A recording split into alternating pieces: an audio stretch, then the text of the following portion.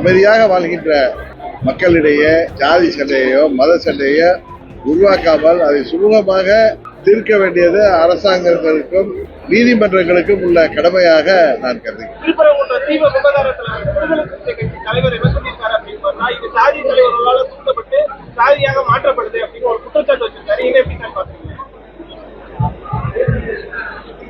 மற்றவர்கள் என்ன கருத்து வேணாலும் சொல்லலாம், திருமாவளவனோ மற்ற தலைவர்களோ மற்ற கட்சியை சேர்ந்தவர்கள். பொதுவாக தமிழ்நாடு ஜாதி மதங்களுக்கு அப்பாற்பட்டு இங்கு வாழ்கின்ற அனைவரும் ஒரு சகோதர மனப்பான்மையோட தமிழ்நாடு அமைதி பூங்காவாக தொடர்ந்து விளங்கி வருகிறது. இங்கே கடவுளின் பெயரால நாம் ஒரு பிரச்சனையை கிளப்பி இங்கே அமைதியாக வாழ்கின்ற மக்களிடையே ஜாதி சண்டையோ மத சண்டையோ உருவாக்காமல் அதை சுமூகமாக தீர்க்க வேண்டியது அரசாங்கங்களுக்கும் நீதிமன்றங்களுக்கும் உள்ள கடமையாக நான் கருதுகிறேன்.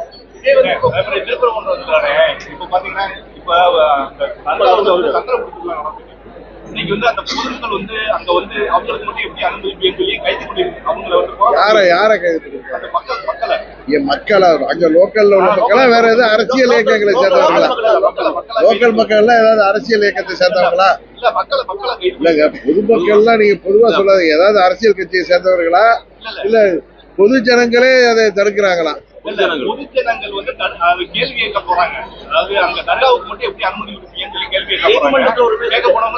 இல்லங்க, இப்பதான் திருப்பரங்குன்றத்துல தீபம் ஏற்றப்பட்டுச்சா இல்லையா? அன்னைக்கு கார்த்திகை தீபத்தன்னைக்கு ஏற்றப்பட்டது, சரிதானே?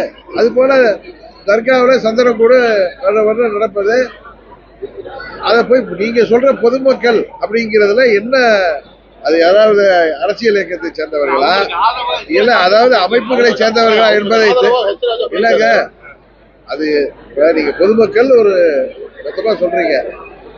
என்னை பொறுத்தவரை அது உண்மையிலேயே பொதுமக்கள் அப்படி கேள்வி கேட்கிறார்களா அல்லது ஏதாவது அரசியல் இயக்கங்களை சேர்ந்தவர்களா அல்லது அமைப்புகளை சேர்ந்தவர்களா என்று தெரியாமல் அவசர கதியில நாம் பதில் சொல்வது நன்றாக இருக்காது.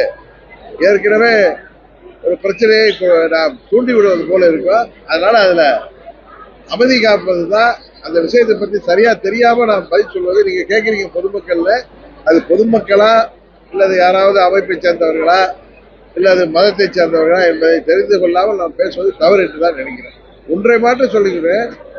வருடம் அங்க மலையில எப்படி திருவண்ணாமலையில தீபம் ஏற்று போற மாதிரி திருப்பரங்குன்ற மலையிலும் தீபம் ஏற்றப்பட்டு விட்டது. ஆனா ஒரு குறிப்பிட்ட இடத்துல ஏற்றணும் நீதிமன்றத்துல வழக்கு தொடர்ந்து நீதிமன்றம் அதற்கு தீர்ப்பு சொல்லி அதை அரசாங்கம் செயல்படுத்த முடியாதங்க என்று சொல்லி அது நீதிமன்றத்தில் இன்றைக்கு தொடர்ந்து நடைபெற்றுக் கொண்டிருக்கின்ற நேரத்தில் இதை பெரிதாக்க வேண்டாம். ஊடகங்களும் அரசியல் கட்சிகளும் பிற அமைப்புகளும் பெரிதாக்க வேண்டாம்.